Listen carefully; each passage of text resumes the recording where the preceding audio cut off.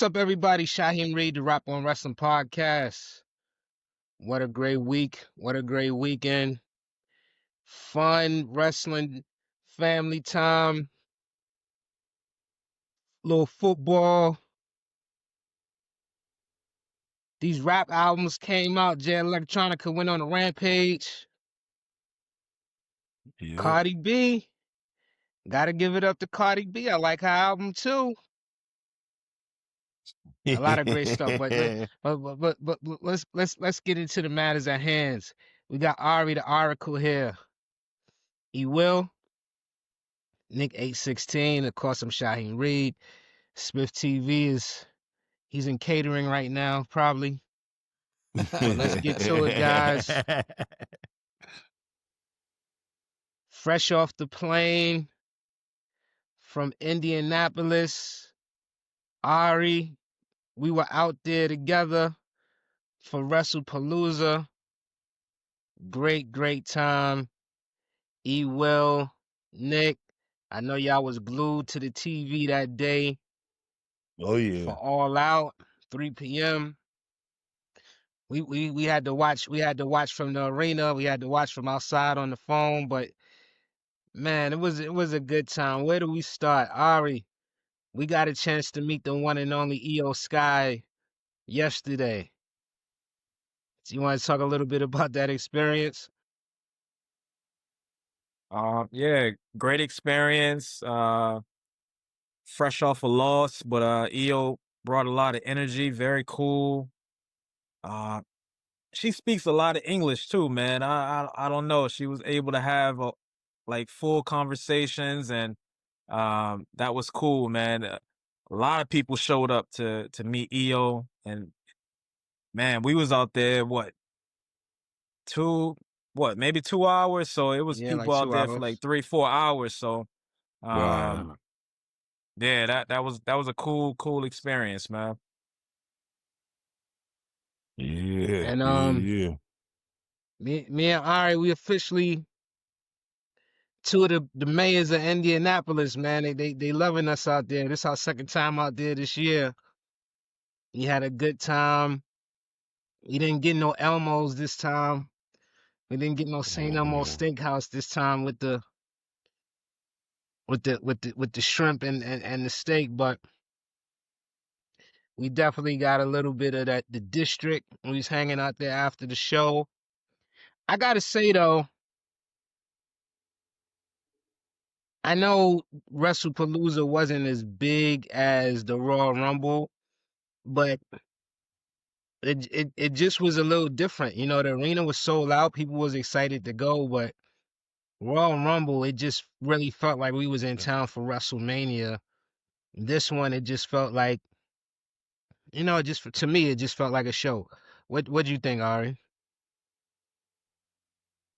Yeah, it felt just man, I think Monday Night Raw was bigger. You know what I mean? Like show wise, they put on a little bit more, but ESPN's first event, so I think everybody was excited for that. It felt a little rushed, so it wasn't too much like as Royal Rumble, but I think it still was a great event though. Yeah. Me and Ari learned the hard way that WWE, when they put on these events, they got to give them at least a couple of months in advance, because one of the things that we like to do when we go to the superstores, get the programs. We collect the programs. There was no WrestlePalooza programs. It was just a generic WWE program, no WrestlePalooza. And I took from it that they didn't have enough time to print it up the way that they wanted to, like the regular programs. There was no magnets. It was no cups. They did have the shirts. They had the merch. But yeah, it was a little disappointing we didn't have a program. But let's get to the matches. John Cena versus the Tank, the immovable force. This guy is not human. He hasn't been since his debut, really. Brock Lesnar, man. This guy is so damn intimidating. and he destroyed John Cena in the squash. But I didn't expect it. I gotta admit it, I didn't expect it. When John Cena came out there when we saw Brock in person, first of all, the music hit, Brock came out. I'm looking at Ari like, damn. And he's looking at me like, damn, this guy looks. You might have to get Superman to fight this dude.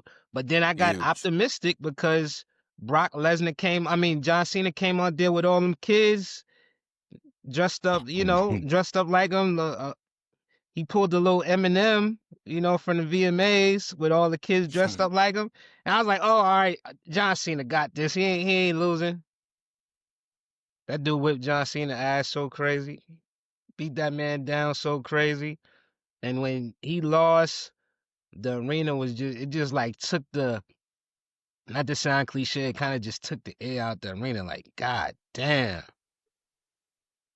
Ari, I'll start with you since she was right there with me. Give me your reaction when you saw Brock Lesnar just hit him with them, what was it, 7 F5s? Yeah, I wasn't surprised by it. I think we spoke about this on the pod. It's Brock Lesnar. You know what I'm saying? I don't know many in the federation or in wrestling in general that can just beat Brock Lesnar or beat him down, and get a 1, 2, 3. So, unless John Cena comes out there as Peacemaker, I don't see him beating Brock Lesnar at all. And he got to shoot him, right? He got to shoot him with the Peacemaker gun. Not the hand-to-hand And combat. he might have to. I didn't. If you follow Brock on social media, the man cut down trees. He butchers his meat, paws, and seasons it up. So Brock Lesnar is just crazy, man. But I wasn't surprised by the result of the match at all. Cena is gonna have to get. He's gonna have to get more friends to fight Brock, man. He gonna need a little bit of help. A little bit of help. You will. What'd you think? You watched the match twice. What was your thoughts? Yeah. I mean, it went exactly how we thought it was going to go, pretty much. I knew it wasn't going to be a long match. I mean, I picked Cena to win, but I should have known that Cody is the only person that can take that much damage and still beat Brock Lesnar. So I should have just picked Brock to win. But man, it was typical. I was watching with a bunch of people. They weren't happy. We put it on I wasn't after happy we either, man. finished. Yeah, we put it on after we finished All Out. So we went right into it, and I don't know, it just was rough, man. My man called from the arena to his brother. He was mad as hell in the arena. So I don't know, man. I don't know. Maybe that's the heat they want. Maybe we'll get a part 2 in this finale. I don't know. We'll see how it goes. But the match, it was cool. I mean, it was what I expected it to be. It was nothing crazy. Nick, what's your thoughts? I mean, initially I picked Cena to win, but I figured, Brock would win eventually, but I didn't think it was going to be that big of a squash, to be honest with you. I was like, damn. I was just sitting there looking at my phone, and I was like, damn. I was just as disappointed as those kids were in the crowd, man. So, but yeah, Brock looked super jacked. Pause, sorry, Hey, but yo. crazy for him being 48, still looking like that, man. Yeah, did his thing. Poor Cena though. Yeah. Yeah, man. I was highly disappointed. I see where they're going with it, especially with getting the kids to cry and all of that. Like, it's a big disappointment. It's a big shocker. Cena brought the little children out with him. Everybody was excited. The whole arena had the John Cena shirts on. It was feeling good. It was feeling like, okay, Yeah, hype. I was we're hype gonna we're too. gonna see Cena do his thing. But then when you think about it, Brock Lesnar has been losing, even though he hasn't been fighting a lot. But his last few matches, he had that feud with Cody. He hasn't been coming up roses. He's been coming up on the short end of the stick. So it's like, damn, you can't keep having Brock Lesnar lose. But then again, it's like, wow, Cena loses like that, and it You feels know like what they're I was gonna thinking drag this too? out some more. Yeah, go ahead. I was thinking too. This is also the 10-year anniversary of the creation of Suplex City. So maybe, the match went according to how the original joint went when uh he just suplexed the hell out of him and started Suplex City. Heyman was out there with Brock like it was 2015. I think maybe it was a callback to that, so to speak, because that was important in Cena's career as well. So I'm thinking that's what that was. Yeah, it just feels like, people been talking about it. It feels like they're gonna drag this out and let Brock Lesnar and John Cena, maybe that's the Cena's last match, is that he has to slay the beast in his last match, get over that one hump. I was just hoping that it could just be one and done, because there's so many more people that I want to see Cena fight. I want to see him fight both for the bronze. I want to see him fight. I wouldn't mind seeing him go against the Tribal Chief one more time. I wouldn't mind seeing him against LA Knight. I want to see him against Gunther. I want to see him against Dirty Dom. There's so many more people. It's only 6 appearances left. So many more people that I want to see him against The Rock one more time. So it feels like they're gonna drag this Brock Lesnar thing out, but I don't know. I was surprised that he won in that fashion, but I guess that what they was obviously that's what they were gunning for, was the shock people. Triple H was talking about the shock factor in WrestlePalooza. That's the way they started it all. So they were setting the tone that anything could happen. Next match, tag team. The Uso brothers against the Bronze in division. Before we leave the John Cena thing, what do you guys think about Paul Heyman? This alliance we're seeing with Paul Heyman and Brock Lesnar. Let me not skip over that. We saw at SmackDown, they greeted each other backstage, nod of approval. Brock Lesnar tells Paul Heyman, "We got to talk." Then Paul Heyman announces Brock Lesnar at WrestlePalooza. They give each other the high five. They're happy to see each other. Um, to me, it feels like maybe we'll see some type of alliance going into War Games. What do y'all feel about Brock and Paul Heyman being close to being back on the same page? It looks like Made me feel anybody. good. Mhm. Made me feel good. I love to see it. I love that. I love that duo right there. So, yeah, I'm excited to see the what it's setting up for War Games, like the Paul Heyman guys. Everybody's got under his wing. So, yeah, I was excited to see it. Ari, Yeah. Oh, Oh, go ahead, E. I'm about to say, yeah, for me, I don't know. I just thought it was weird because, like, he betrayed him. And then all of a sudden, it was, I think at SmackDown, they should have maybe showed a conversation or something more than just a quick nod and shake hand real quick in passing. Um, I don't know. It's cool. Like, I like the combination, but I just want to see where it's going to go. Like, is Seth going to get jealous? Does that bring Roman back into that picture? So it's a few different ways they can go with it. Yeah, I like it though. Paul Heyman's henchman. So I think eventually, you bring Brock into the fold with the vision, and maybe Braun Breaker gets a little pissed off and doesn't like the direction that Brock Lesnar is talking about, and and we get that showdown between those two powerhouses. So let's see where it goes, but I definitely think we're gonna get war games from it, though. I think it's dope, man. I think that throughout it all, the long feud with Roman and Brock Lesnar, I think Brock and Paul Heyman always have a special place in each other's heart.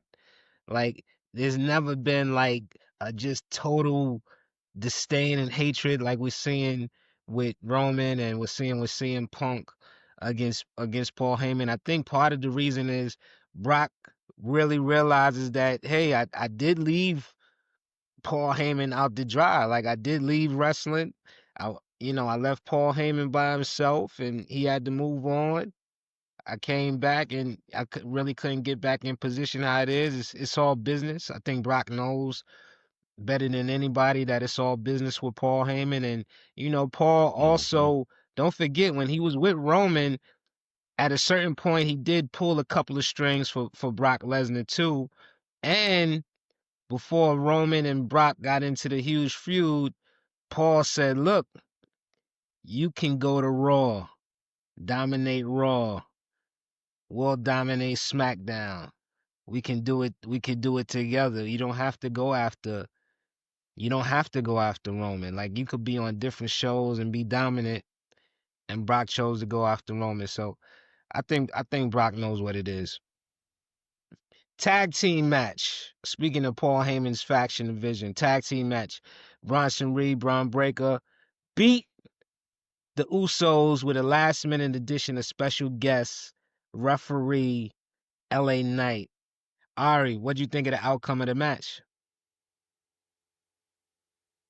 I mean, obviously, I didn't like it. That picture behind E. Will, I don't like to see Jay Uso doing that. You know what I'm saying? So that was a little weird seeing that, and I think they had to call an audible. I'm not sure if the match was supposed to really end like that, but And like that. yeah, that was kind of unexpected. So I didn't like the ending of it, but I get it. You got to call an audible sometimes, so I get it. So just to break it down for the people who may not seen it, the match ended with basically Jay Uso going against everything he's been doing the past few weeks. He actually saved LA Knight. He pushed LA Knight out of the way as Bronson Reed was preparing to spear LA Knight from the back. Pause. And he wound up giving the spear to both. Y'all wilding Yeah, tonight. hey man, he was going to spear him from the back. What can I say? Pause. Well, pause. That's the only thing Nah, I can say. he's gonna splash him, bro. Like, what we talking about? Jay What you Uso moved talking him about? out the way. Braun Breaker caught both the Usos, drove him through the table, the Slim Jim table. He drove Jay and Big Jim through the Slim Jim table. Pause. And Oh, tsunami on the brothers, and that was it. They lost. Yo, We he's we out of saw the control, E. fallout on Monday Night Raw tonight. He's Hey, out of I'm just giving control. the narrative, man. I didn't write it. I didn't write the creative for this one, but we saw the fallout on Monday Night Raw tonight with Jay Uso fighting LA Knight in Evansville, Indiana. Um, Jay Uso actually won tonight. He beat LA Knight after some interference from the Bronze, and he refused to help LA Knight tonight. What do you think about this Yeah. whole saga from WrestlePalooza and going into Monday Night Raw, you will? Yeah, I think the match itself at Palooza, like it started off, it was a little sloppy, a little shaky for me. But it ended up being a good match. Again, I still don't understand this Jay Uso LA Knight feud. It just feels like maybe they didn't have anything for LA Knight, and they inserted him in this somehow, but um even going through yeah. Man, I don't know, man. uh, It was it interesting was that at just WrestlePalooza we were seeing the Usos didn't have their full chemistry. I don't know if it was because yeah. LA Knight was the referee, but they seemed to be not as lock and step as they usually are. And I know this was they haven't been teaming up obviously as much as they have been through the years, but these guys are brothers, these guys are twins, and they've been together 39 years longer than the Bronze have been together. So they could have showed a little bit more chemistry, but the Bronze pulled out the win. I was thinking Roman was going to come and help him, but no tribal chief. He come and goes as he pleases, and it's far and few between, too far and few between, if you ask me. I'd definitely love to see more Roman Reigns in the wrestling ring, but I know he's shooting movies and doing things like that. So, Nick, what do you think of the outcome, the Usos against Braun Breaker and Bronson Reed? Yeah, like what Ari is saying, it was crazy to see Jay looking like Mark Briscoe, man. Like, yeah, you know, it's crazy how he ducked his head when he did that, and how just fast that happened. But the match overall was dope. Yeah, and Um, not to cut you off, Nick, just to tell the people who maybe didn't see it or forgot, Jay Uso hit Braun Breaker in the back with a steel chair, and the chair actually bounced off Braun mhm. Breaker's back and hit Jay Uso, ricocheted and hit Jay Uso in the head, and he started bleeding, hemorrhaging, and he was looking crazy. And it's like, Braun Breaker, are you really made out of animanium, vibranium? What the hell are you made out of, brother? Like, just Yeah, chairs, steel chairs bouncing off of your back like that, man. This guy's it's crazy. we're in an era where we're seeing a lot of inhumans in wrestling. We're seeing a lot of metahumans in wrestling right now. Braun Breaker, Bronson Reed, Brock Lesnar, Gunther. Whenever he comes back, these guys are not like us. They're not human. These guys are alien. But I'm sorry. Go ahead, Nick. No, yeah, but even like you were saying, outside of that, I just feel like they're Jay and Jimmy are just not on the same page. They're not how they were a couple years ago when they're coming out, with Roman, just in sync. But I think that's just rust. They're brothers, but outside of that, it's working inside the ring together. So once they just got to get back on the same page. That's all, and they'll be good. Building a lot of tension. It's always some type of drama going on with members of the bloodline, whether they're together or they're apart. And all of this is gonna be interesting and a really good build up towards Survivor Series, where at some point Big Cousin Roman is gonna have to come in, start playing the role of the quarterback, and get these guys in line. So we'll see. What I thought, I don't know. Some people say that this match was the tag team match. Some people say the women's match was the match of the night. Some people say the match I'm about to speak of was the match of the night. Not the Usos tag team match, but Seth Rollins teaming up with his wife Becky Lynch versus CM Punk and AJ Styles. Man, the arena was lit for this whole match. They were standing up. They got the "This Was Awesome" chance. I know y'all heard that. A lot of spots. There were spots on the table. Some high flying moves. AJ Lee, she looked good for her first match, and for it to be her first match in 10 years, she looked really good. Of course, Becky and Seth are always great in the ring. CM Punk, despite what Nick says, I think he's dope, man. CM Punk been delivering some great matches, especially this year, and all the way back to last year too, man. CM Punk been doing his thing. Ultimately, though, the face couple wins with AJ getting Becky Lynch to tap out, and it was such a great moment. I don't know if you guys, I'm sure you saw it on TV, but they showed it in the arena too during the replay how CM Punk is laid out. He had laid Seth Rollins out. CM Punk is laid out on the floor as well, but he musters his last bit of energy to look up and see his wife put Becky Lynch into submission and get her to tap. And with his last and final breath, he just smiles in adoration that his wife got a victory in her first match in 10 years. Nick, what do you think of that match? Yeah, shout out to AJ Lee and AJ Lee's husband. So, I like I said, I figured they were gonna take the W, but it was honestly a dope match. It was cool. I loved the outfits that Seth and Becky came out with, which they were supporting suicide awareness. I found that later when I was reading about. Just a lot of cool stuff, man. It was a good match overall. But turnout, I figured. I didn't think AJ Lee was gonna get the tap out. That was cool. I like that. But it was a good match. What do you think of the outcome of that match? I mean, outcome was good. I know Nick likes seeing CM Punk skip around the ring like Winnie the Pooh, so that's always Ah, that's always cool. But yeah, letting AJ Lee get the victory. I mean, no blood was shed, nobody lost their belts. So I think that actually sets her up for a title shot versus Becky, which everybody thinks she's going to get anyway. So I think it was cool, man. CM Punk still ain't beat Seth like that. You know what I'm saying? He still doesn't get the win over Seth, but seeing AJ Lee get the victory, I think was cool.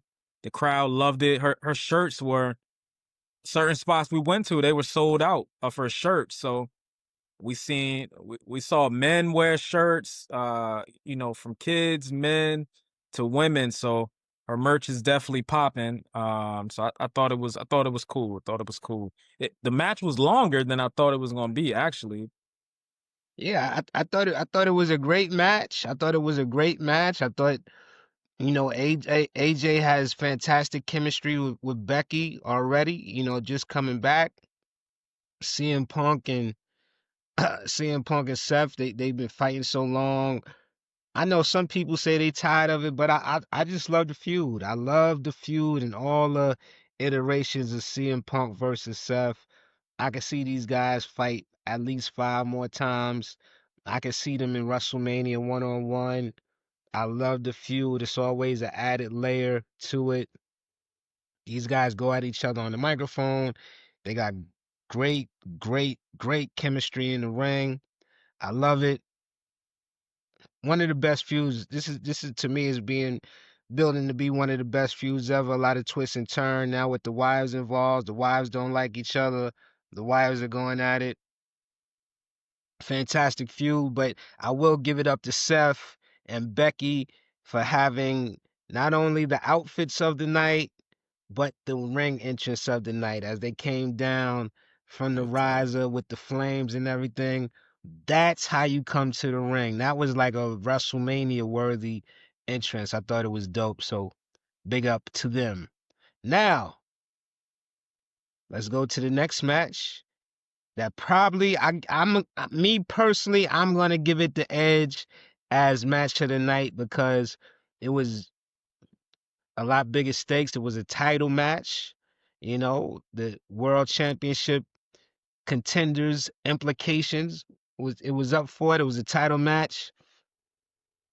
Stephanie Vaquer versus Io Sky. Man, how many 5-star matches has Io had this year, Nick? Like every match she's in, She's been turning up. not disappointing.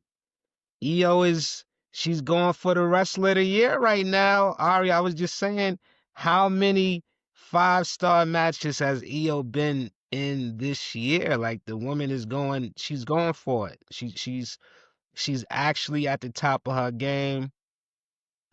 I gotta say that I was one of the ones that I wanted just Rhea Ripley against Bianca Belair 1-on-1 at WrestleMania. I didn't want to see Io inserted in it because that's been a dream match of mine for a long time.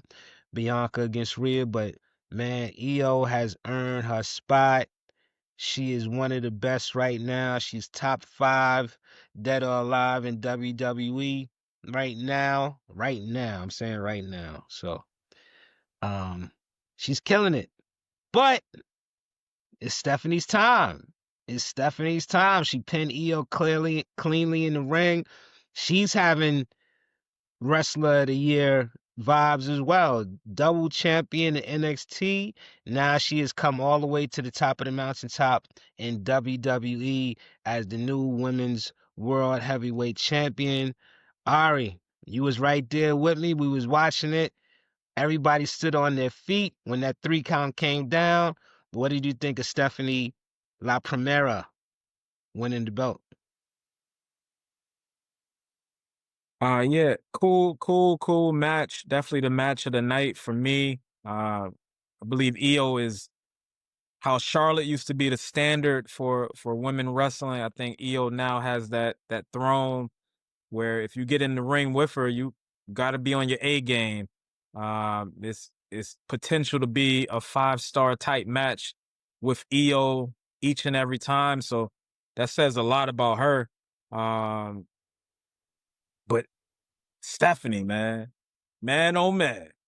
Oh, we just missed Booker T for the match, man. That would have been perfect for the match, but that was a Oh great match. yeah. Yeah, great match. And I don't know. I don't know who's the number one woman right now, because even Tiffy Time will have something to say about it, not losing for this whole year. So I'm excited to see what type of matches they gonna put Stephanie in.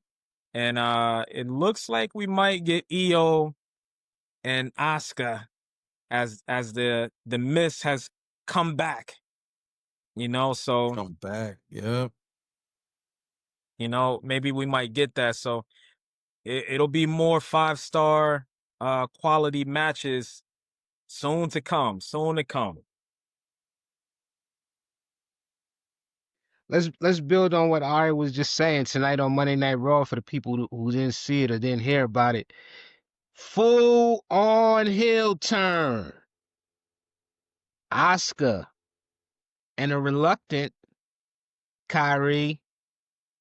Not only did Asuka spit the miss on in Rhea Ripley's face. That was the main event of Raw. Rhea against Asuka was the main event. They beat my baby Rhea Ripley down. They did Rhea dirty. They beat her down. Io came out to kind of calm things down, and the Kabuki Warriors jumped her. They jumped Rhea Ripley. I mean, they jumped Io Sky, I should say. And Kyrie was trying to act like she wasn't really with it, but she was beating her down too. And I'm tired of this Kyrie playing the victim, and every time Rhea goes off camera, she's calling Kyrie.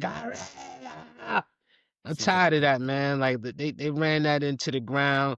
Just let Kyrie embrace being a bad guy too.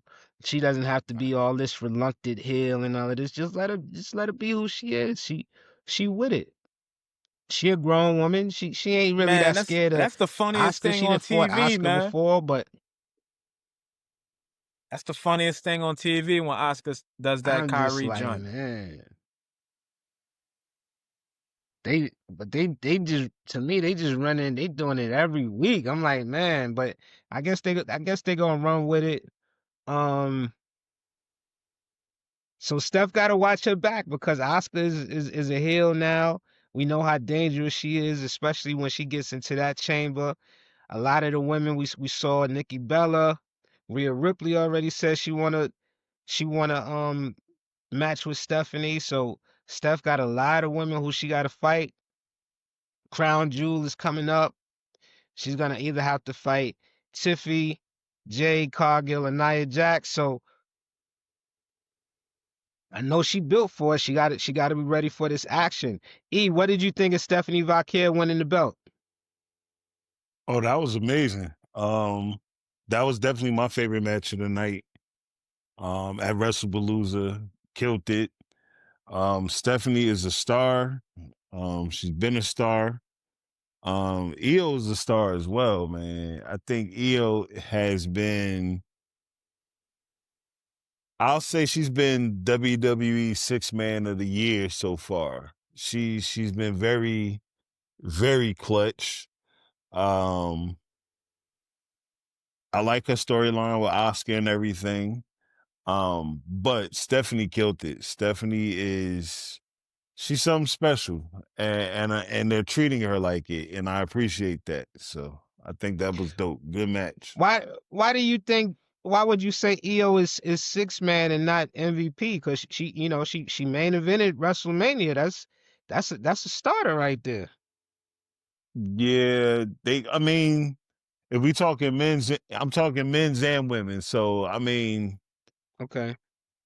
everybody's MVP is going to be Cody or Roman. So that's why I gave her a six man. You know, that's an important role right there. She was a working champion, number one. And just the skill level, the improvement in English is not talked about enough when it comes to EO Sky. I just think that a lot of times when the card has been sort of lacking, her matches always stand out. So, Yeah. I'll put her in MVP contention. Like she got the six-man award already, but I'll put her also in MVP contention as well. So I'm a big fan. I'm gonna look for an EO Sky shirt. That's probably next. I love what she's doing, and the great thing about EO is that what I was saying. You just put her in the ring with anybody, and she's gonna give a 5-star match. Like, she's really coming into her own. And let me ask you this question: why do you think that WWE has done a great job, or I ask you, do you think they have done a better job when identifying the woman that's hot and should get the title rather than the male counterpart? Because it seems like there was a time when LA Knight, I was about to say LA Reid, there was a time when LA Knight was just super hot. He never got the belt. Um, Jay Uso, he had the belt, but they took it away from him really quickly. This is even with Intercontinental Championship, but with the women, they've been able to identify, who needs to get the title. Stephanie, I think they read in the room. It's Stephanie's time. With Io, it was a surprise, but you know, she was a great champion. Even Liv Morgan, when she won the belt, she was a great champion, and it was time for her to get it. What do you think about them being able to identify the women, what's going on in that division, as opposed to the men?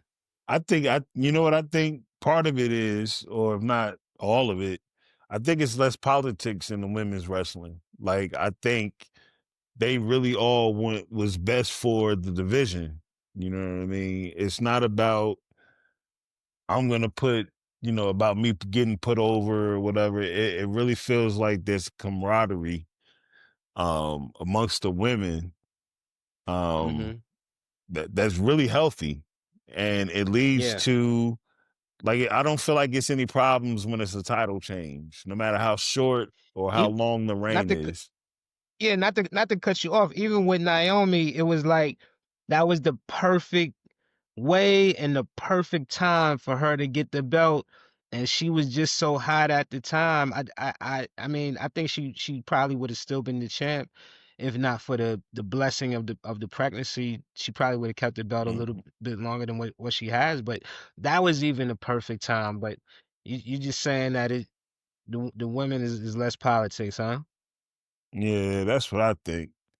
And I say that because everybody does TikToks and little Instagram videos, but you can tell that the women like it's less about I need to go over and more about we need to keep making this women's division stronger and doing whatever we can to make it stronger or whatever's necessary.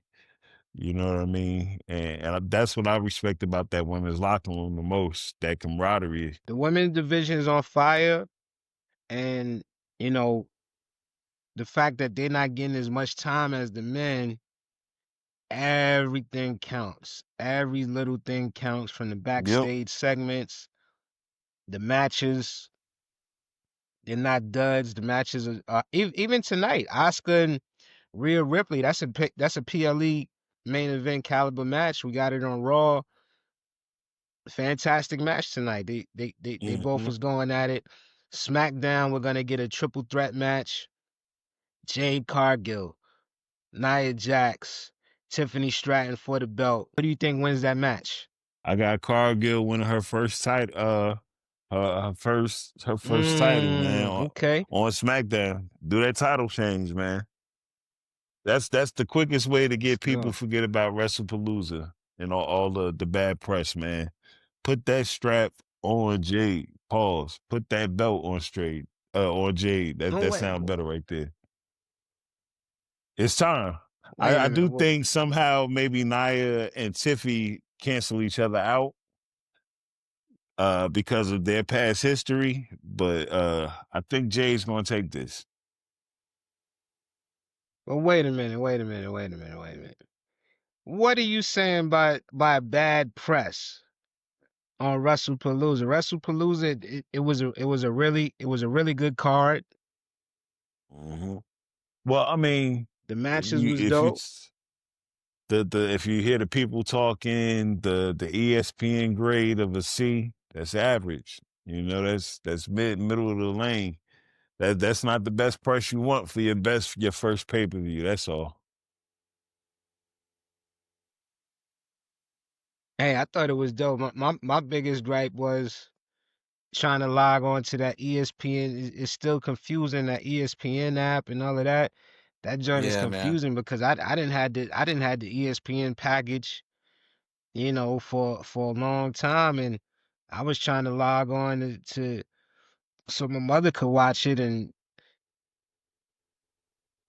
I couldn't do it. Yeah. It was just Yeah. really confusing. Thank God I was there so I could see the WrestlePalooza, but the whole thing with the ESPN Plus and ESPN Unlimited is it's a little confusing. I'm gonna have to really sit down and take an hour and call my providers and see what the hell is going on with that. Well, So they had said that you could log into your TV provider through the app and then you're good. So like that was my impression. And then I did that and they're like, nah, you can't watch it.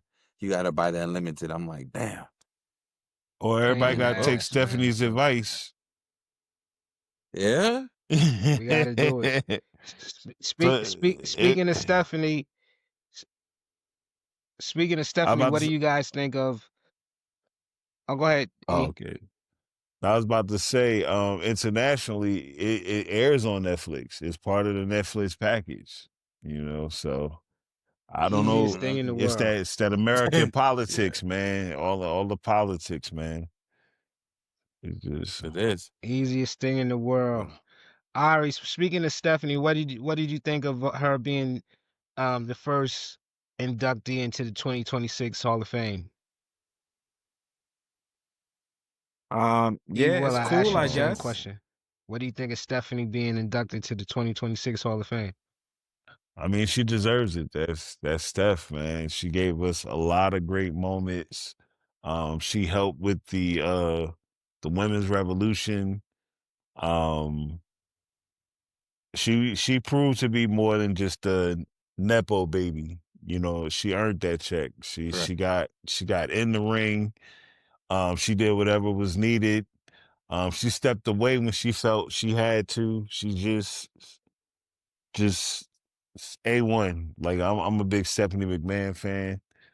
Um, First thing that always comes to mind, man, when it comes to Stephanie is her and Jericho, man. Like the insults that they threw at each other, A1 amazing. Mm-hmm. And I think that she helped spark the women's revolution. The match that helped really put the women on was Bailey and Sasha. So I would like to see them induct her in the Hall of Fame. I think Tony would be a stand-up guy and allow Mercedes to go and help induct Stephanie if need be. Will they go that route? I'm not sure. But Stephanie and Bailey, I think, would I be a great definitely don't choice to think they. induct her. That would be dope. I ain't gonna lie, that'd be dope. But I don't think it's that choice. I think me All four personally, horsemen, women. nah. I think Triple H is gonna induct her. I think Yeah. it's gonna be a husband. I think Shane would be incredible. I mean, Vince McMahon to me would be the most incredible, but with the controversy, he might not want to take away from her moment with the controversy, but I think Vince would be incredible. But I think it's gonna be the Triple H to Shane. But Steph has so many fantastic moments, man, and just we seen we talk about wrestlers being able to reinvent themselves, right? Like The Undertaker. We've seen different incarnations of The Undertaker. You talked about Jericho, who's a master of reinventing themselves. Stephanie is one of the ultimate people when it comes to the reinvention. Like, just remember the first real storyline where she got kidnapped by the Undertaker, right? That was her first major storyline. So it's great that the Undertaker, we come full circle and see him giving her the news, the surprise news that she's being inducted.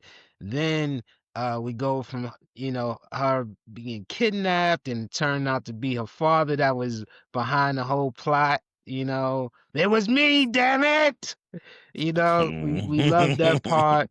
Then we see Triple H taking her and kidnapping her that seemingly drugged her up to marry him, but she was aligned with Triple H at the time, going against her dad and getting the revenge. And then we saw where it was everybody coming together, her and her father, the McMahon and Helmsley era, and then later on with the Authority, and her and The Rock had some fantastic back and forth. Her and John Cena had some fantastic back and forth. So Stephanie has been on this ride with us the whole time, and or rather, I say we've been on the ride with her the whole time, and it's great to see what she's done. Like she's actually, to me, a Hall of Famer behind the camera as an executive for everything that she's done, as well as everything that she's done in front of the camera. And even when Randy Orton kissed her, remember when Randy Orton kissed her unconscious body Yeah. while Triple H was handcuffed, and Randy, she's taking Stone Cold stunners and punch to the head, and it's great. I'm happy for her, and I can't wait to hear her speech because Stephanie, she's been there the whole way. There's pictures of her as a little kid with Andre the Giant up until now, so it's gonna be dope. And I like her podcast too, to hear her get into some of these behind the scenes stories, and she's amazing, man. Big up to Steph. We're undisputed championship match. I don't think any of us were surprised. I think we all picked Cody Rhodes to beat Drew McIntyre, and which he did. Drew got injured. I think it was a work, but he got injured trying to give him the Claymore through the table again. He caught a few Cody cutters during the match, and ultimately, um, he Cody hit the crossroads for the victory. Nick, any surprise from you or any analysis of the match, Cody against Drew McIntyre? No, I figured it would end that way with Cody winning. I think the match started off pretty strong and it kind of ended got a little slow to me. But I was talking to Ari afterwards about he's having some problems with all this connection, but he was saying he just felt like Cody was a little off, like when he had that little pause when he went for that Cody cutter and he fell and maybe I don't know, maybe he had some head trauma or something, or yeah, he looked a little off. I don't know if he was gassed, but yeah, he was. We're kind of just going off of that, talking a little bit. I don't know what could happen or what they're trying to do with that, but he just, even afterwards, I told him, like, to me when he was doing his post interviews and stuff, he looked kind of out of it. But that's just what I noticed. Well, he looked fantastic today. He was on Monday Night Raw, I should say tonight. Monday Yeah. Night Raw kicked off with Seth Rollins confronting Cody Rhodes. They're gonna fight each other at Crown Jewel for the ring, and this is a fantastic match. Seth was Cody's first match at WrestleMania in Dallas a few years ago. His first match coming back to WWE. Of course, the Hell in a Cell. Of course, they got the history of WrestleMania. So these guys are intertwined, and they've all had great matches. They fought together, I should say, at WrestleMania Yeah. as well. Seth helped him get over that hurdle of the tribal chief, which has been well documented. They talked about it, but now it's really time to see who's really the best, who it is, and Seth seemed to have a lot on his mind after Cody reminded him at the end of their confrontation that you never beat me, brother. Like I've come in here and dominated. You never beat me. So I don't think you're gonna beat me at Crown Jewel either. And it seemed to weigh heavy on Seth because if you look at it, his biggest feuds, right? Seth has always had the advantage. He's always been able to one up Roman. He's always been able to one up CM Punk. But for some reason, when it comes to Cody, he can't beat the man. And it seems Mm-hmm. to weigh heavy on his mind.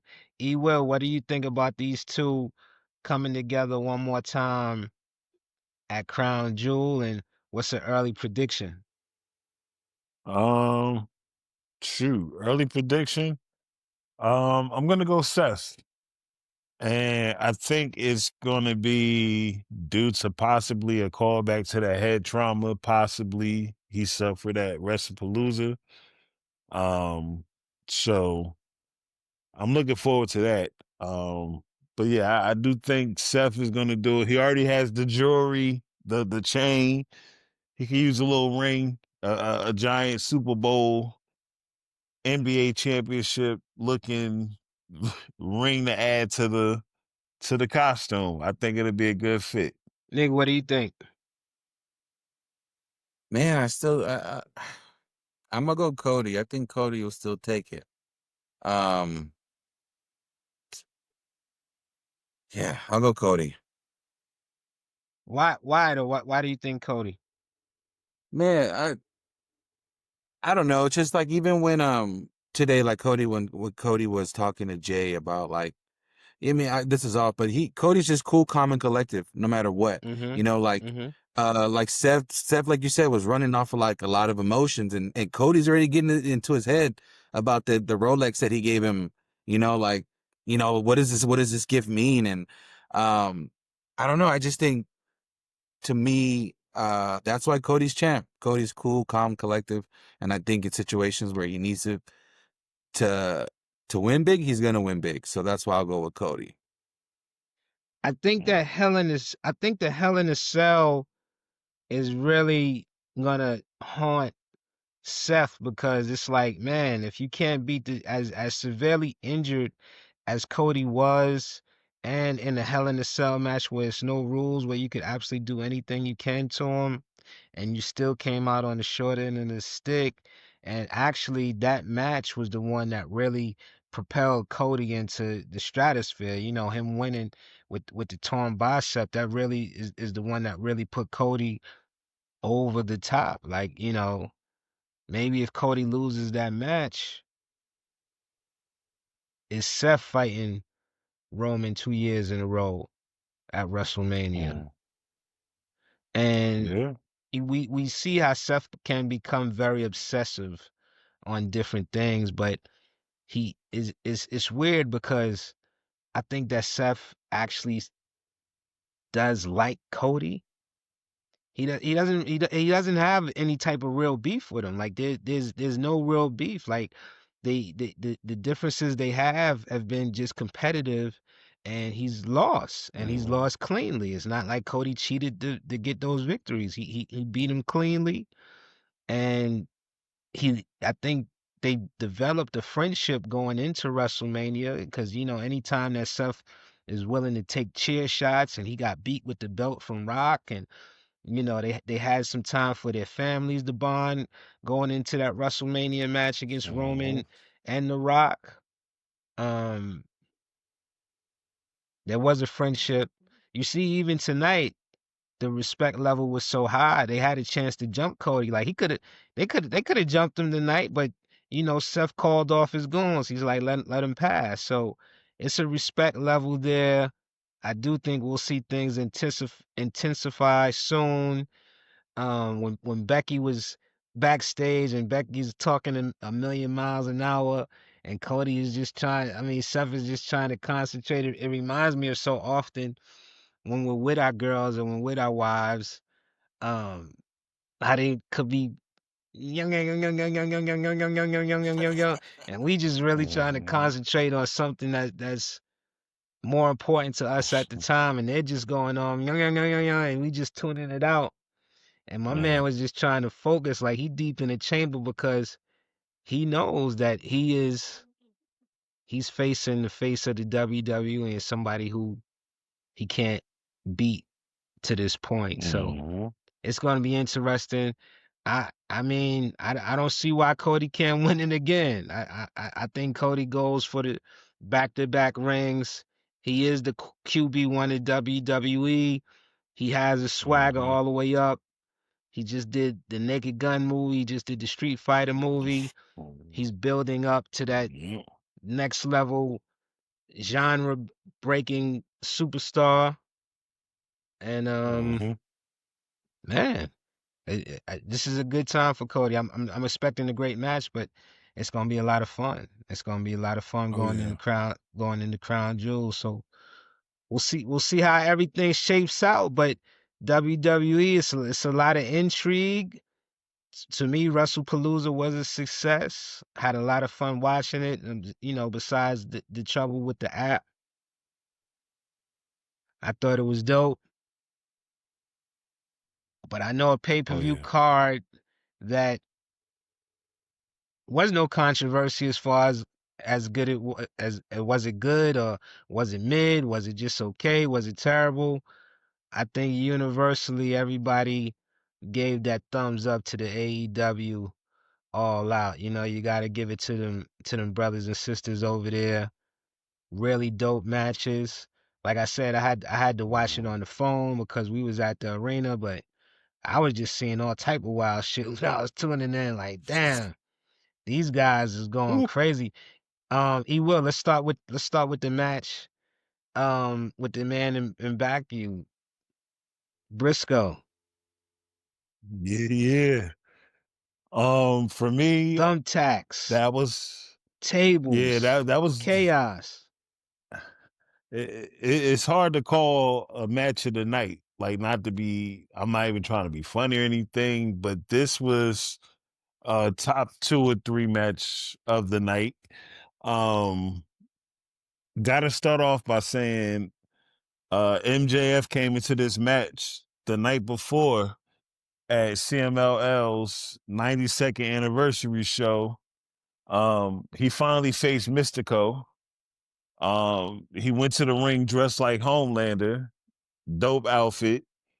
But unfortunately he took the L in Mexico. So he came into this match against Mark Briscoe, already having taken the L. Probably tired, beat up, bruised, but they both put on a hell of a match. Um, it just shows the versatility of MJF. You could put him in a comedic situation, you could put him in a serious feud, you could put him anywhere, and he's going to find a way to shine. But I think the match went the way it was supposed to. If you've been watching the story, um, you know, MJF has been invoking Jay Briscoe's name, uh, just all types of MJF-esque insults. That match was crazy. Well, even when MJF just like shoved Park Briscoe's head in the tax, man. I was just like, damn, I was cringing the whole time watching that. There were some good spots in there, man. Even when like Mark Briscoe threw himself over the top and he smashed MJF on the table, like he just had thumbtacks like in the back of his head, and I was just like, damn, man. It was a good match. Crazy. Those two gentlemen did their thing. This kind of reminded me of Triple H Royal Rumble match, the street fight, Triple H against Cactus Jack, Mm. where we kind of saw Triple H elevated into, okay, this guy can do everything now. Like, this guy can do street stuff. And I know MJF has had, wild matches, and we've seen him do a lot of hardcore stuff, but when he's fighting like one of the absolute masters of it, this is elevating his toughness, and I think he's primed and ready. I think MJF is primed and ready to go for another run at the World Heavyweight Championship now, especially with Hangman Adam Page coming out victorious. What do you think? What's the fallout from this, E Will? Where do you see MJF going, and where do you see Mark Briscoe going after this? Mark Briscoe back to conglomeration business and whatever other feuds he had before this, because I can't remember, but he was actually in the middle of something before MJF came through talking his shit. So he's going back there, but MJF, man, I think he's going to go back at the Hangman. I think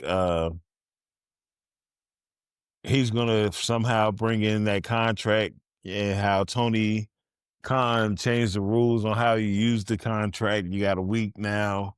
So I think he's going to manipulate his way back into that main event title picture. So. Okay. Cage and Copeland beat FTR. Hey man, I love the nostalgia. Like it's two teams at two different eras.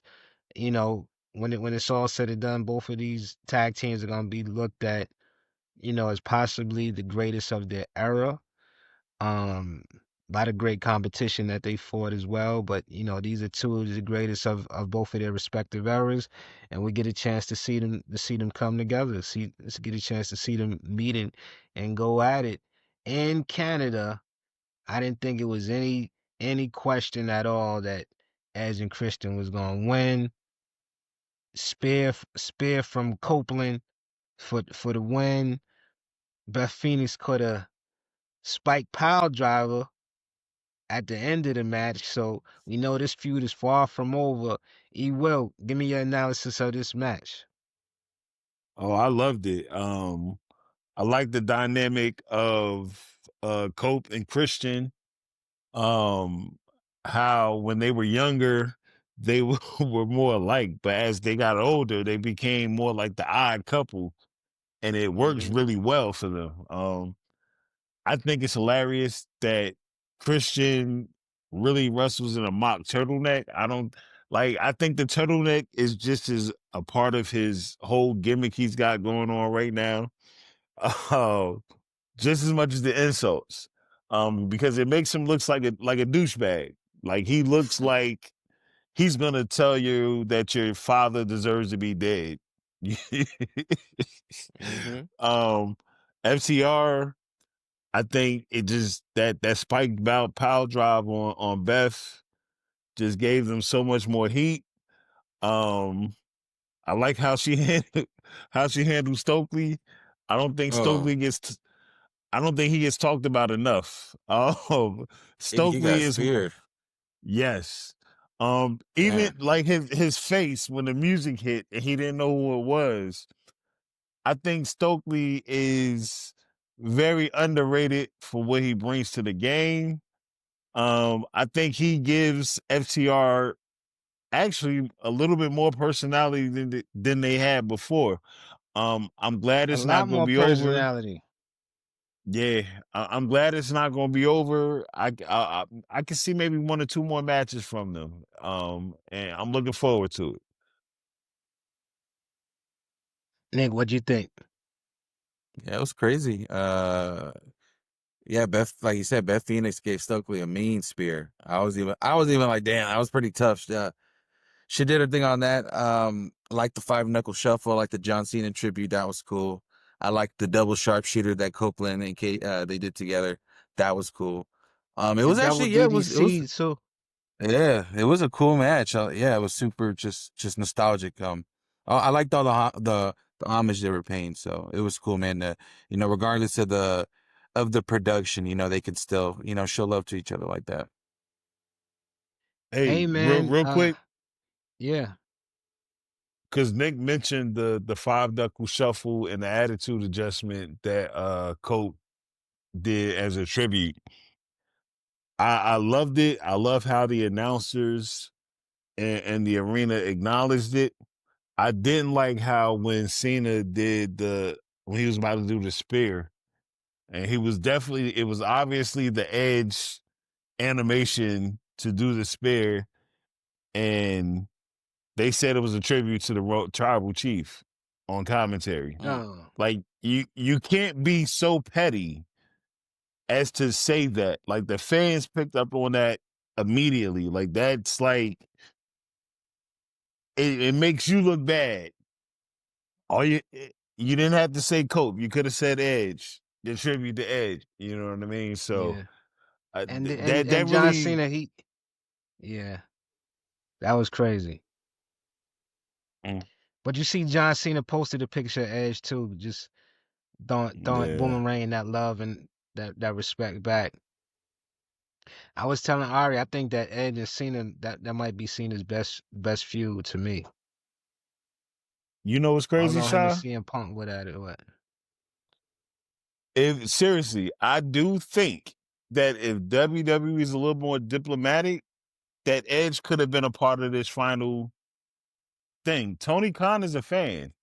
And instead Mm. of embracing that, everybody makes fun of it and have all kinds of jokes. But I mean, he got the power to make certain stuff happen. You know what I mean? And I think if things were the relationship was a little bit better, I do think we would have seen Edge in a part of this journey somehow. This final year Mm. for Cena. It's not too late. Nah, Maybe both the cons could come together. There's a Monday Night Raw in Boston, that's it. Massachusetts on November the 1st. I think it's November the 1st, something like that, or November the 3rd, maybe. Yeah. Edge against John Cena, his last match in Boston. Let's do it. I'm here We're for that. reaching out to both of the cons. Woo! Yeah. Will be Yep. crazy. Eddie Kingston was victorious on his return. The Mad King, victorious. He beat Big Bill. Um, hey, I thought they was trying to build Big Bill up. You know, I was placing my bets on, even though it's New York, I was placing my bets on Queens. Big Bill folded, man. But Yeah. it was Hook, another Queens kid that came out there and helped Eddie get the victory. What'd you think, E? Mm-hmm.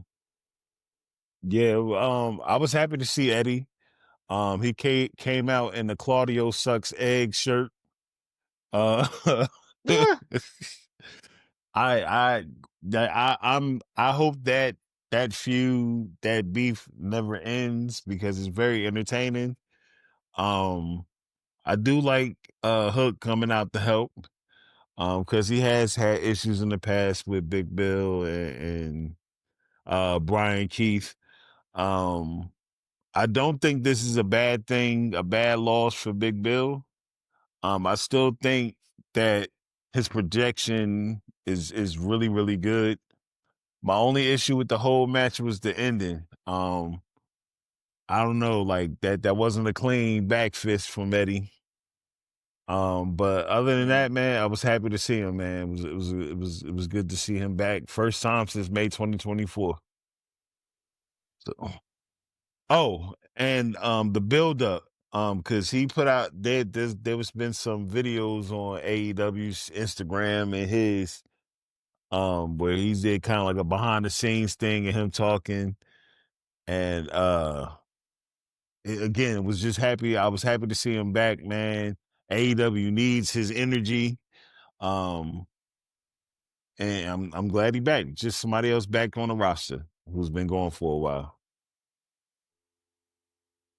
Let's get to the ladies. it was one match that I pretty much figured was gonna go the way it went, and there was another where I was like, "What in the hell are these guys doing? This can't be life." Mercedes Moné, she beat Rio, successfully defended her TBS championship match with the, I guess they calling it the lung blower. Now that's the rule, the lung blower. Victorious. Mercedes is always doing. She always putting on dope matches. So, I don't want to take it for granted. I appreciate it for always coming out there and stepping up and defending the belts and being a place on the card. Anytime she steps into the ring, it's a main event caliber match because she's that big a star. It doesn't matter who she fights. But I thought her and Rio had some good chemistry. There was some cool spots there, but ultimately she won. A little rake in the eyes to the long blower. She won. Nick, what do you think of that match? It was dope. They both look great. Rio, I liked Mercedes' his entrance was cool. I like how she had, I mean, pause on the dudes wearing the no shirts, but I like how they were wearing the belts, her coming out. Just made her look powerful. The match was cool though. I figured, she was gonna win. And yeah, man. It's dope. 10 belts. The Money Maker. The Money Maker Yeah. for the victory, baby. He Oh will. Her yeah. entrance was dope. Oh yeah. Entrance, I she stepped definitely it all the picked. way up. Oh yeah, yeah. She had the Magic Mike entrance. You know what I mean? Pause on that. Yeah. Hey. Oh, at the last pay per view, she had the English the I don't even know what they call it, man, the The Butlers. soldiers The holding the Right, yeah. belt. the guards. The guard, there we go. But Rio looked good. Again, she was out for a while because of travel issues and she had trouble getting back into the States. I definitely thought they was gonna put the belt on her. But what I do notice is a pattern with Mercedes, and I think the storyline, just as much as the belts, is her last maybe 4 or 5 title defenses on AEW, she barely won. Like she's barely squeaking these wins out. She's taking, shortcuts like raking Rio's eyes and um roll up wins and like she's barely escaping. So maybe whoever her next opponent is, maybe that's who's gonna take the belt off her, but I see it crack. Same thing happened with Kenny when he had all the belts during the pandemic. Like you seen him barely winning because he was too busy defending them in multiple places, and he eventually lost. So, shout out to Mercedes Moné for another masterful performance.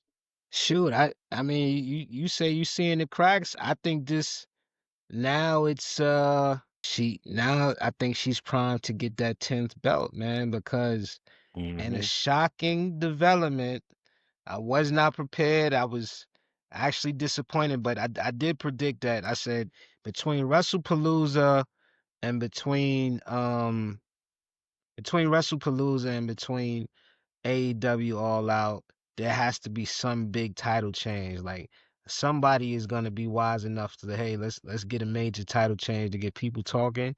And it was my favorite female wrestler right now, Toni Storm, losing the belt in a four-way dance. She fought Jamie Hayter, Thekla, and Chris Statlander, who ultimately became the champion, unseating Toni Storm, man. I'm shocked. I'm Yeah, I was shocked. shocked too. E, make some sense Yeah, out of this, man. I think I was shocked. Make some sense out of this. I don't know. Like I was trying to look for clues and stuff, and when I went back and rewatched the match, one thing I noticed was Tony's makeup. It's kind of like a sad clown. Like Mm. I don't know if that was Yeah. like foreshadowing like the loss that was on the way, but she had a different look, and even her face, like when that was a beautiful roll up. I ain't even gonna hold you. Yeah, it was. Well, well, this is the thing. Sony Storm took the pin. yeah. Usually when they But have these fatal four ways, it's that somebody else could take take the loss, and the champion, even if they lose the belt, they still strong. But you know what it Tony got is? pinned. Tony is one of the it's a select few people.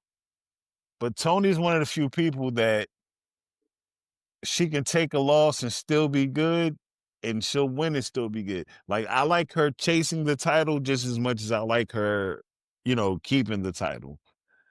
She's really good at both part. She really about to turn up promo wise now after this loss. Oh, so this is going to be interesting. You know what I mean? I'm anxious to see where they go with her next. Like this was great. What about the champ? What does this mean for Chris Statlander? She's going to have to defend that belt, but that also means one thing. That puts my girl Willow one step closer to the title because they still have unresolved issues, and I know that feud is coming up. And if there's anybody on earth who deserves to be a champion, it's definitely Willow. You know what I mean? And she's also I think Willow would she be dope. she also beat Mercedes Moné for the IWGP joint too.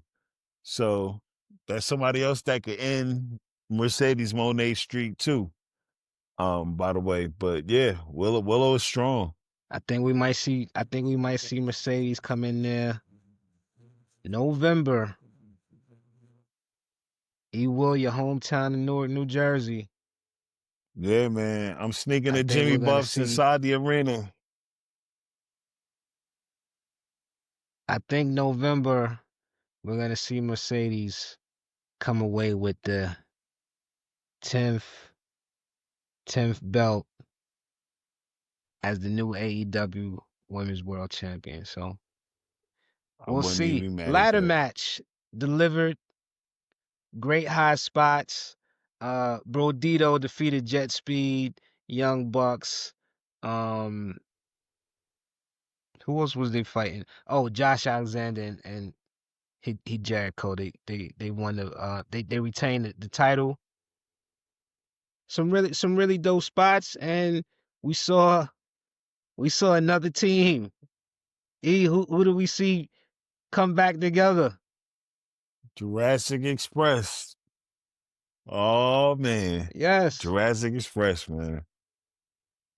Oh, they missing one person though. I need Marco back too, man. Make it a complete circle, man. Bring Marco back, man. Oh man, there What was do you two think of them highlights in Jungle Boy and yeah? Go ahead. it was a long time coming. I think they should have been reunited. I think if they were united when they were supposed to be, maybe Punk would have still been in AEW because they would have never had to cross paths. But they dragged out that reunion. It finally happened. The people have been wanting it. I've been watching Jack Perry's little vignettes. Um, by the way, Being the Elite is back. He appeared on the first Being the Elite that they brought back, so that was another clue that he was going to show up. It was just good to see him, man. Just good to see everybody back in that ring, man. It's good to see Luchasaurus because he almost died. Um, and again, it's just good to see Jack, man. He came back at the right time, not rushed back. He was at home making knives and all types of cutlery. But yeah, it's good to see him back, man. Everybody's back. I want to say the highlights of the match was that and Don Callis introducing Hechicero is one of the funniest things ever. I don't think anybody pays attention to that because he does the introductions for him, but when he does the El Soy and then said the way he says his name, hilarious. One of the best things nobody's talking about. I thought we was gonna have a coffin match, but what do we have? We wound up having an Inferno match instead. You will Darby I mean, Allin. Darby lost the I coffin think he match. took being on the top 50 most, but I think he took the being on the top 50 most lit wrestlers a little too serious, and Yeah, I he think set my man on fire. Darby has been trying to burn a member of the Death Riders probably since the Death Riders started. Um, what's my man name? I think the good thing is Pac is back in America. He got a new look, new Yes, haircut. But yeah, he was the difference maker tonight, man. Unfortunately, after the match, it was a wrap for after the match, Moxley felt the heat. And I'm interested to see where they go. I mean, seems like this feud is never going to end. They had a coffin match and it's still not over. the, So I'm confused. They these might have to fight on Mount these guys are Everest. crazy. These guys are crazy, man. That's Yeah. why I was saying, like, they gonna have to have a match where the loser gets thrown off the top of Mount Everest, because he set this dude on fire, man. God damn. There's no they'll go to any length. They don't even care about winning. They just want to just really ruin the other person. They don't even care about winning, Man. man. Nick, what'd you think of the coffin match, and what do you think about this guy getting set on fire? Like I said, man, I was cringing the whole time watching it. My body was hurting. Boy, I'm Uh, watching like this, man, with like oh, just from even his hand getting slammed in the coffin to getting just thrown on the coffin. Man, it was crazy. I knew it was gonna be intense, but my body was hurting after that match, so I can only imagine what those gentlemen are feeling right now. Um, but yeah, for him to get set on fire was crazy too, man. Those dudes just know how to push the limit. So yeah, well, from here, how do you top that? I don't know. I mean, shit, we'll find out. But crazy match, crazy match. A scaffolding match. world heavyweight championship. Oh my God.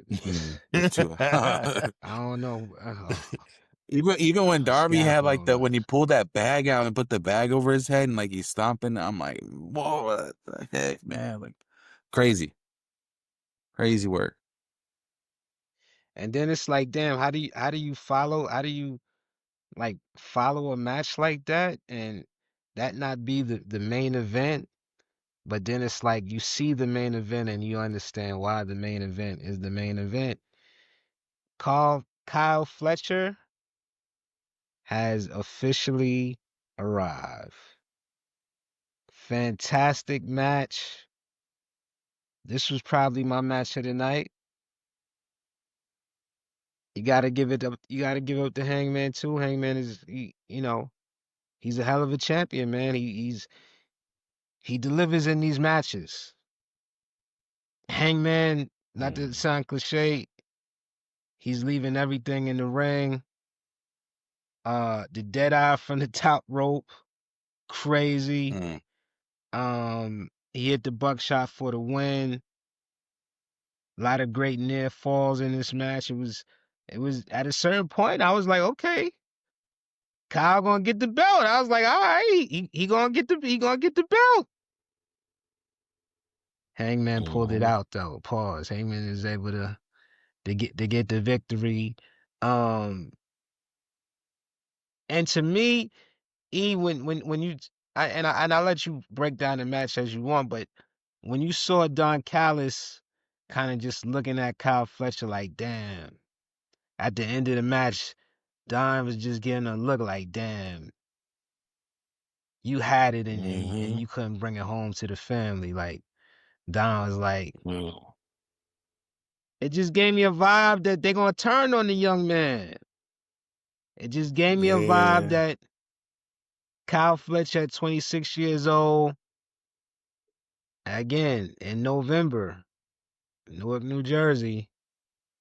I think we might see the face turn of Kyle Fletcher in a couple of months. Okay, you will break it down for me. What'd you think? Yeah. It was between that and Briscoe MJF is my match of the night. Kyle Fletcher, man, he's so impressive, bro. Like, to me, he's like I guess he's a proto star. So he's a prototypical professional wrestler. He has the age, he has the move set, he has the charisma. Um, like he's really good, man. I can't explain it. But I think Hangman is the perfect professional wrestler. Um, he gives you an old school territory feel, but he also gives you a new school, like what he's like old school territory, like Dick Murdoch, like He looks a little like like Magnum TA, Cow- right? He gives you the yeah, Magnum TA Cowboy look. Bob Orton, like Magnum TA. He gives me like all of that with a modernized move set. Nick, I'll ask you while you waiting for E, what'd you think of the match, the World Heavyweight Championship match? Did it deliver in your I eyes? think it did. I think it did. Kyle Fletcher did his thing. I think my favorite spot, like you said, was just the dead end from the top rope. That was crazy. It just from even Penta today on Raw did that Mexican Destroyer of the top rope. Ooh, To, that that was boy crazy. Penta. I don't think I've ever seen that done before. I could be wrong. I don't think I've ever seen that done before.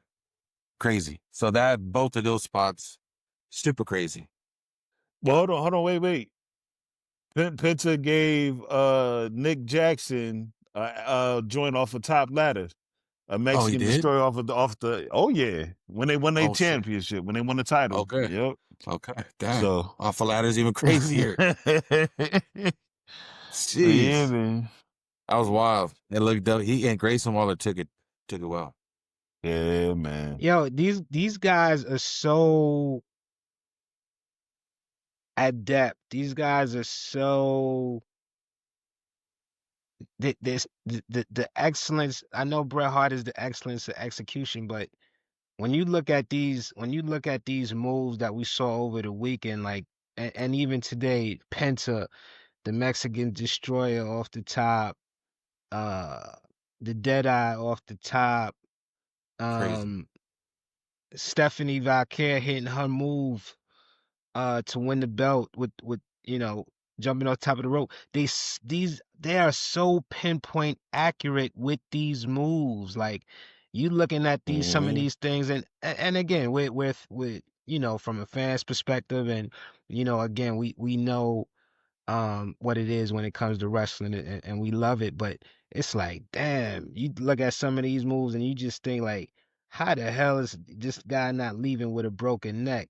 The spike Mm-hmm. pile driver, but to Beth Phoenix, no broken neck, but it's like they're so great at what they're doing. That's one of the things I love about wrestling is that the moves an inch or two to the left, it's a total disaster, but they know how to do these moves so well, and they're so pinpoint accurate with these moves. And, even though we have every faith in them that they're going to hit the move and nobody's going to get hurt, there's still that 1% chance that somebody could get hurt. And it's still the anxiety as well as the excitement of watching these moves and the shock like god damn, I can't believe they pulled that off. And this is Yeah. what makes wrestling great. I love it. I love it so much. I love it so much. So break it down. Kyle Fletcher, his future as you see it with AEW in the next couple of months, and I want you to tell me who you think is gonna be the next one to step up to fight Hangman. I know with Kyle Fletcher, man. I think next couple of months he's going to be dealing with family issues within the Callis family because they have a real interesting problem right now. They have, they got Takeshita and Okada don't like each other. Kyle Fletcher was kind of giving Takeshita some shit a little bit too. So it's interesting to see how they handle it. Don Callis he's probably the best snake I've ever seen manage wise, as far as how much of a snake he is. Um, I don't know. I think Kyle is going to keep defending that TNT belt. But he's going to definitely deal with family issues. But next person to step up, the Hangman. I mean, for me, I wish it was Bobby Lashley or Shelton. And But I the don't Hurt know. Syndicate took a loss too. Oh yeah, they definitely took that. They took a L, man. It caught I think it caught everybody off guard. But I do think that Ricochet and the Demand definitely needed that win. Probably more than anybody else on the card, actually. So it was good, man. I do like the development in Ricochet's character. I like Tonga Loa. I just like the whole team, man. I like what they're doing, man. It gives Ricochet a chance to show some personality, that he's more than just a masterful at matches, man. That he can show everything else, man. So I like that, man. And shout out to the Hurt Syndicate for doing the job. But I also do think it might cause a little strife in them. MVP was kind of the weak link during this match too, as well. So, and he ended up taking the pin as well. So I'm interested to see where it goes from here. So who steps up and who's the next to fight Hangman? You think who's going to be the new number one contender?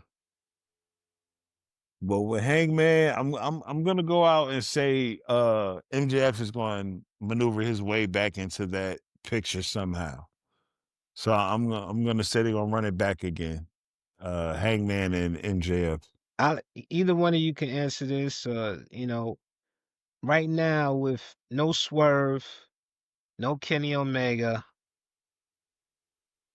no Will Ospreay, is Kyle Fletcher hands down the best wrestler in AEW right now?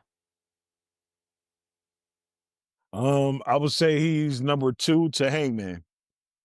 Or you can Okay. say 1A and 1B. But it's very close. What's the separation point? What's the distancing? Do you think Hangman just is better as a brawler? Or what makes him the top? Experience. I do think for me, Hangman has the overall picture. Like with Fletcher, I dig him. He's dope. I like his old school finisher, the brain buster, the sheer drop brain buster. It's just some stupid sunglasses, man, and all the pink. I that that's like my only issue. You know what I mean?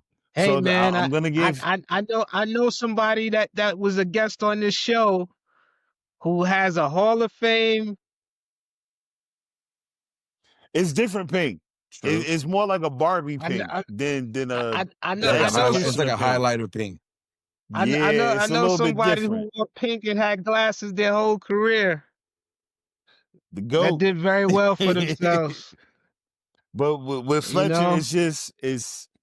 I think once Fletcher gets away from the Callis family, he would have a chance to move into that top. But just always having somebody to help you win. Hangman don't have that. Plus, like Hang, just a complete look. Like even if Hangman was never a cowboy in his life, if he was from Brooklyn and never lived on a farm, he has he looks the part. Like he really looks it. So, and he was a school teacher. Shout out to him for that. But yeah, man, I got as of right now with everybody being out, Hangman 1A, Fletcher 1B. All right, and you talked about the Callis family, a little dissension in the ranks. Okada did win, as we all Yeah, predicted him to do so. He's the yeah. champion, unified champion. Are there too many superstars in the Callis family right now? Is there such thing as having too many superstars? Nah, nah. I think again their faction isn't talked about enough. They all have belts. Josh Alexander, he has a belt. I believe Maple Leaf Pro Wrestling. Think he might be the heavyweight champ there. I can't remember. But yeah, Takeshita won the G1. To me, that's super prestigious and the equivalent of winning a championship. Um, yeah, I think if anything, Lance Archer might be the weak link in the He Callis was giving family. Lashley the business the other day though, right? Yeah, You saw him yeah. giving Lashley the business the other day. I said, God damn. I, You I ain't at really some see point Lashley get the yeah. you definitely never seen that. I would like as a fan of Lance Archer to see him get a belt at some point. But Yeah. if you follow him, his schedule is different. Like he'll be there 1 week and then in Japan and New Japan for the next 2 months, and then he'll just pop back up with a new faction.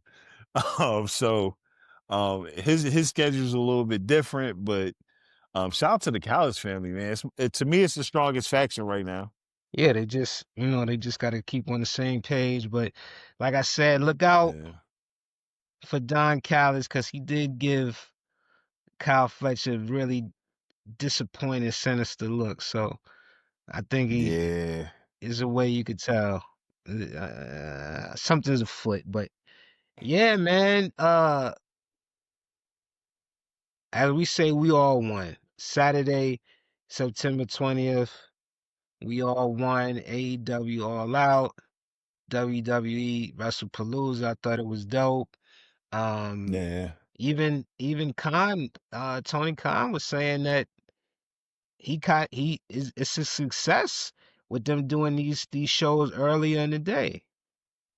Is they're being very successful, and especially and like I joke about the shows running long, but I think it's way better for if the show is going to be 4 hours or 5 hours long for it to start a little bit earlier, and you're not having to Yeah, wait till like 1, 2 o'clock in the morning to see the the main event as opposed to a main event coming on at 8 o'clock. So I like it, man. It's I liken it to a music festival. This is like a music festival in wrestling form, man. A little something yeah, for everybody that you like, and you tune in for the whole thing. If you want to step away for a little bit, get you a beverage, use the bathroom, come back. But AEW from top to bottom. They put on dope matches. The men and women, they going out there. They going hard. And listen, I went to WrestlePalooza. I was there in person. Um, I thought it was a hell of a card too. I enjoyed it. I like what WWE did with Raw tonight as well. Some really dope yeah. matches. The 6-man tag, Jey Uso and LA Knight.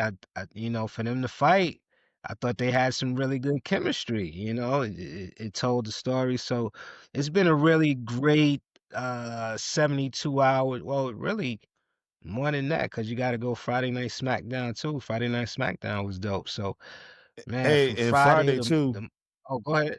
I I also watched the whole CMLL 92nd anniversary show too. So my whole weekend was like spectacular with wrestling, but that CMLL show was great too with MJF main event in that with Mystico. What was the best match on there for you? That one, because the build up Okay. to that match it's been great. So it was a belt versus mask. and Mystico wasn't losing that match, so it was a really really good match. Again, they've been building this up.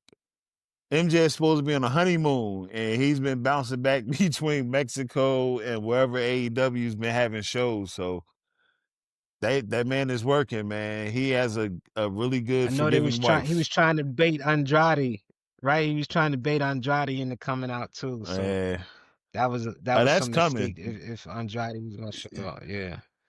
So you know what that tells me? I think Andrade is heading back to CMLL. I do think that's where, because MJF does have a relationship, and maybe Andrade will be the one to dethrone Mystico, and we'll get Andrade and MJF again. Not again, but we'll get it. But yeah, man, shout out to pro wrestling, man. If you're a fan of wrestling, there's literally something on every day of the week for you. Sundays, take the time to do research. Go watch old Lucha Underground episodes. Go watch old stuff. But but Monday through Saturday, man, it's something for everybody. That it is, my friend. That is it is. Big up to Ari the Oracle. Big up to Spiff TV. Nick 816. We appreciate you as always. He will. You already know what it is. This is Shaheem Reed. Rap on Wrestling Podcast. Raw review. WrestlePalooza review. AEW All Out preview. We got it all. Thank you for rocking Great with show. us. And we'll see you later this week. Peace. Oh yeah. Congratulations, Stephanie.